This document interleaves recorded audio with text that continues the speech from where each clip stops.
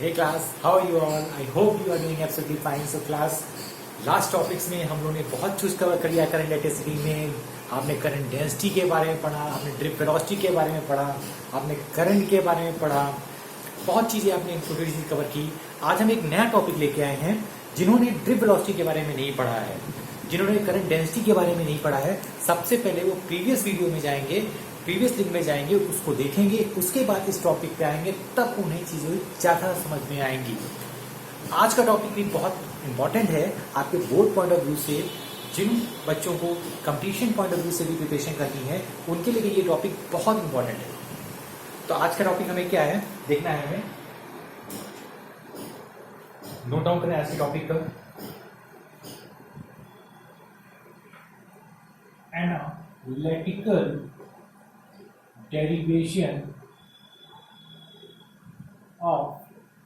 Analytical derivation of Ohm's law. Ohms law का analytical derivation आज हम पढ़ेंगे। ये चीज ओम्स लॉ का डेरिवेशन आप ऑलरेडी पढ़ चुके हो क्लास 10th में, बट यहाँ पे हम क्या कहेंगे, एनालिटिकल डेरिवेशन पढ़ेंगे। जो हमने ड्रिप वेलोसिटी निकाली है, जो अपने करंट और वेलोसिटी का रिलेशन निकाला था, उस रिलेशन को मिलाते हुए हम इसका डेरिवेशन निकालेंगे ओम्स लॉ का। समझने की कोशिश करें। आपका क्या हुआ, ये क्या था, कंडक्टर था, जहां पे क्या थी, एक्सटर्नल इलेक्ट्रिक फील्ड ये थी, और इलेक्ट्रॉन आपके एक्सटर्नल इलेक्ट्रिक के अपोजिट डायरेक्शन पे मूव कर रहे थे। याद आया जब हमने क्या किया था, यहाँ पे बैटरी से कनेक्ट कर दिया था, बैटरी से कनेक्ट कर दिया था ऐसे। याद आया, यहाँ पे ये आई जा रहा था, क्लियर है। ये क्या था, एल लेंथ का कंडक्टर था, आपको कुछ याद होगा, ऐसे सपोज किया था, एल लेंथ का कंडक्टर था, जिसमें एरिया ऑफ क्रॉस सेक्शन जो लिया था हमने, वो कितना लिया था, ए लिया था। क्लियर है, ये चीज आपको क्लियर है। आपने क्या कहा था, वीडी इक्वल टू, आपने पढ़ा था ड्रिप वेलोसिटी, आपने जो पढ़ी थी, रिलेशन निकाला था। क्या निकाला था ड्रिप वेलोसिटी रिलेशन, आपने कहा था ई माइनस ई, याद आ रहा कुछ, माइनस ई capital E J upon m, sorry tau है।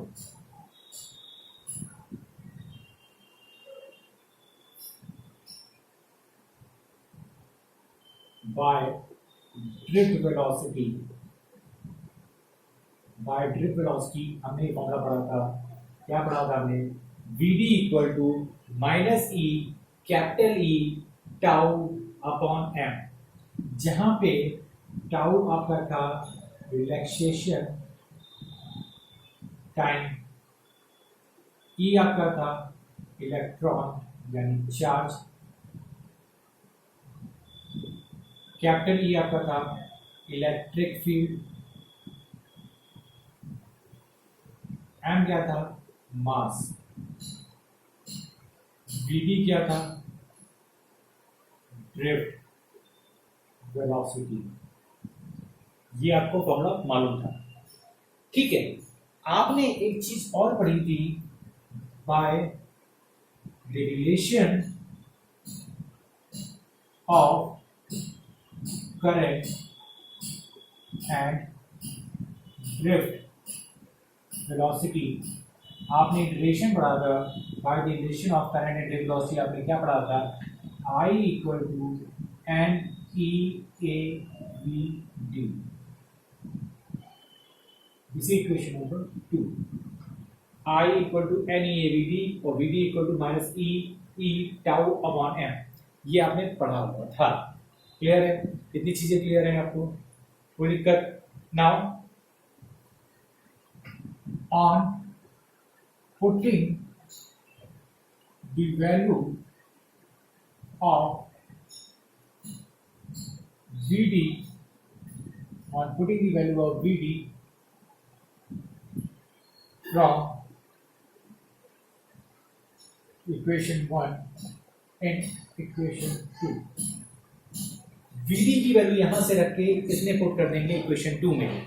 क्या करेंगे, वीडी की वैल्यू निकाल के पुट कर दिया आपने, तो यहाँ पे क्या आया, I equal to N E A V D, और इसको ले सकते हो N E A V D की जगह ले सकते हो आप माइनस ई capital E tau upon N, यानी इसको आ सकता है आपका I equal to N E square E A tau upon N. क्या इतनी चीजें क्लियर हुई हैं आपको? क्या इतनी चीजें क्लियर है आपको? देखिए इतनी चीज आपको क्लियर है आपको? कोई दिक्कत इसमें? कोई प्रॉब्लम? आई थिंक कोई प्रॉब्लम नहीं होगी। ये आपका इक्वेशन नंबर 3 है। आपने क्या किया अभी तक? अभी तक आपने क्या किया, आपको ट्रिप वेलोसिटी का फॉर्मूला मालूम था, V D equal to minus E capital E tau upon M.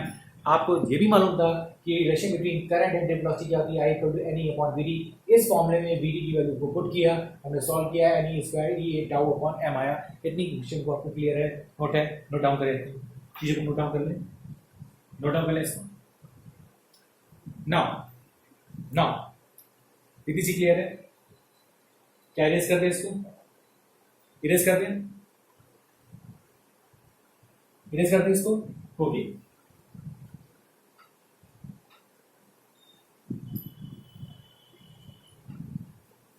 Now अब समझने की कोशिश करें, बिकॉज आपने पढ़ा था E equal to minus B upon L, एक फॉर्मूला आपने पढ़ा था, याद है आपको? इलेक्ट्रोस्टैटिक में पढ़ाया था हमने, relation between electric field and potential difference E equal to minus B upon L, पढ़ा था ना आपने? माइनस बी अपॉन एल पढ़ा था। E इक्वल टू क्या था? Minus B upon L. जहां पे E है वहां की वैल्यू पुट कर दो, तो on putting the value of capital E in equation 3 क्या आएगा? I equal to N E square capital E A tau upon N equal to N E square, E की जगह लिखेंगे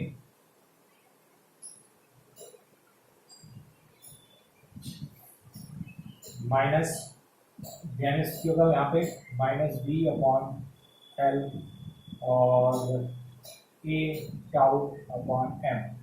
तो आपका आ जाएगा I equal to minus minus plus N E square V A tau upon M L upon M L. ये clear हुआ आपका? I equal to N E V A tau upon M L, I equal to N E square V A tau upon M L. ये आपको clear हो गया होगा? Clear है? कोई दिक्कत इसमें नहीं हो रही होगी ना? क्लियर है? ओके। अब देखिए एक चीज, यहां से मैं क्या किया, क्रॉस मल्टीप्लाई किया, तो I upon N E square A tau M L equal to V लिख सकते हैं? लिख सकते हैं क्या?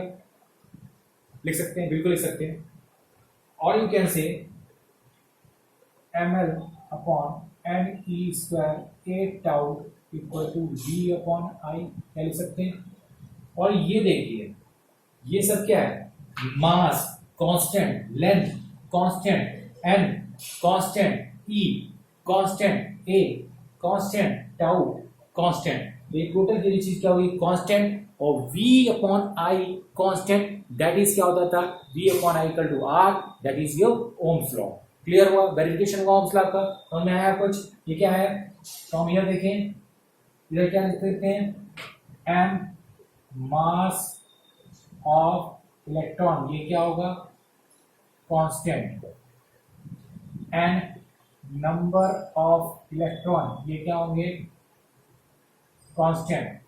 फिर ए एरिया क्या होगा? कांस्टेंट। फिर आपका टाउ टाइम ऑफ रिलैक्सेशन किसी कंडक्टर के लिए क्या होगा? कांस्टेंट। यानी ये टोटल वैल्यू क्या हो जाएगी? कांस्टेंट, ये टोटल वैल्यू क्या हो जाएगी, कांस्टेंट। तो यहां क्या लिख सकते हैं, therefore R equal to V upon I,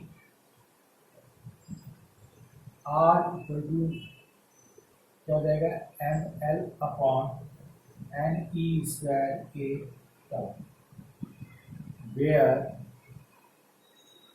are क्या है, M L upon N E square by tau. यही क्या हो गया आपका, यही क्या है, दिस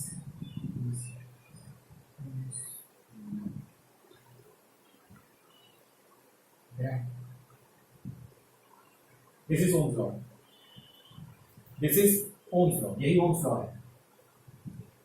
तो इसको स्टेटमेंट लिखा हूं, इतना नोट डाउन कर लेना। आपने क्या किया, ये question I equal to V upon N होता है, हमने पढ़ा था, उसकी वैल्यू पुट करी हमने, इसमें हटाया तो देखा आपका मास ऑफ इलेक्ट्रॉन, इलेक्ट्रॉन का मास हमेशा कंडक्टर होगा, इसमें मास ऑफ इलेक्ट्रॉन हमेशा क्या होगा, कांस्टेंट, नंबर ऑफ इलेक्ट्रॉन्स में क्या होंगे, कांस्टेंट होंगे। इसमें भाई इलेक्ट्रॉन क्या है, इस कंडक्टर में तो फिक्स रहेंगे ना, इलेक्ट्रॉन फिक्स रहेंगे, तो इनके बीच में जो कोलिजन हो रहा होगा, यानी relation time between of all electrons क्या होगा, हमेशा कांस्टेंट रहेगा। ये सब चीजें कांस्टेंट, तो आर का constant, this is known as Ohm's law. अब क्या है, ओम्स लॉ का वेरिफिकेशन आपका ये चीज होगी। तो आप क्या लिखेंगे, इधर नोट डाउन हो गया, हो गया, ओके। तो कुछ चीजें लिखनी है, वो लिखवा दूं आपको, हटाऊं, नोट डाउन हो गया, हो गया, नोट हो गया, ओके, नोट हो गया, चेक करें एक बार, हो गया, ठीक है, okay. Now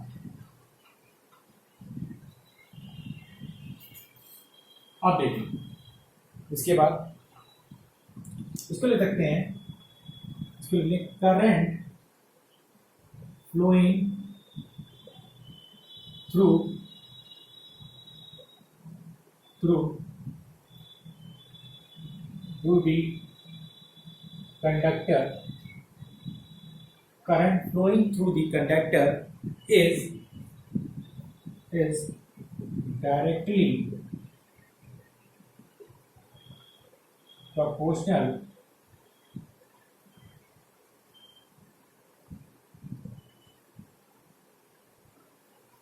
is directly proportional to the क्या हुआ, current flowing through a conductor is directly proportional to the potential difference across the end of the conductor. ठीक, बट इसके साथ एक लाइन जरूर याद रखिएगा, when physical conditions, when physical condition, temperature, when physical conditions, temperature, when physical conditions and temperature remain constant, ये ध्यान रखिएगा। Current flowing through the conductor is directly proportional to the potential difference across the end of the conductor when physical condition and temperature remain constant. यानी ये conductor, इसकी physical conditions क्या होनी चाहिए, same रहनी चाहिए, और इसका टेम्परेचर क्या रहना चाहिए, कांस्टेंट रहना चाहिए। तो हमेशा क्या होगा, R is directly proportional to, क्या आएगा आपका, आपने निकाला था R equal to V upon I, ये आपका निकला था रिलेशन, यानी where R is known as resistance, यहाँ पे आर क्या है, resistance, where R equal to resistance, और रेजिस्टेंस की यूनिट होगी, इट्स यूनिट इज ओम, इसे ऐसे नोट करते हैं ओम, और वोल्ट अपॉन एम्पियर। ठीक है, वोल्ट अपॉन एम्पियर, और से ये कहते हैं, इतनी चीजों को आप नोट डाउन कर लें। सर मैं R equal to V upon V I, और यू कैन से, और V is directly proportional to I, this is Ohm law. ठीक है, current flowing through the conductor is directly proportional to the potential difference across the conductor when physical conditions and temperature constant, that is R equal to V upon I, or you can say V is directly proportional to I. So R is a constant which is known as resistance, its unit is ohm or volt upon ampere. This is the verification of Ohm's law, या आपको variation हो गया आपका किससे, drip velocity, और हमने किससे निकाला, I equal to N E upon N E A V D से निकाला। हमने क्या किया था, हमने दो लॉ को इसमें यूज किया। एक तो हमने क्या यूज किया, आपने ड्रिप वेलोसिटी का फॉर्मूला का यूज किया। दूसरा आपने क्या यूज किया, आपने ड्रिप वेलोसिटी और करंट के रिलेशन को यूज किया और उस इक्वेशन को यूज किया। उसके बाद आपने क्या किया, इस डेरिवेशन को यूज किया। आपने इलेक्ट्रोस्टैटिक के एक फॉर्मूले को भी यूज किया, E equal to minus V upon L, जहाँ पे E था उसकी वैल्यू पुट करी। तो हमने देखा मटेरियल मीडियम के लिए बाकी सब चीजें क्या थी, कांस्टेंट थी, क्योंकि फिजिकल कंडीशंस और टेम्परेचर का कांस्टेंट था। तो आपका क्या आ गया, ओम्स लॉ का वेरिफिकेशन हुआ। This is a very important question for your board examination point of view से, बहुत इंपॉर्टेंट है। हर साल पूछा जाता है इससे क्वेश्चन, और 3 नंबर का क्वेश्चन या 5 मार्क्स का क्वेश्चन लॉन्ग टाइम आता है इससे। तो this is all about today's class. So class इसकी प्रैक्टिस करेंगे, पिछले वीडियोस को भी जाएंगे, उसको देखेंगे और उसको बार बार ट्राई करेंगे। ये आपका मैक्सिमम जो क्वेश्चन मैं साइन करा रहा हूँ ये बोर्ड पॉइंट ऑफ व्यू से बहुत बहुत इंपॉर्टेंट है।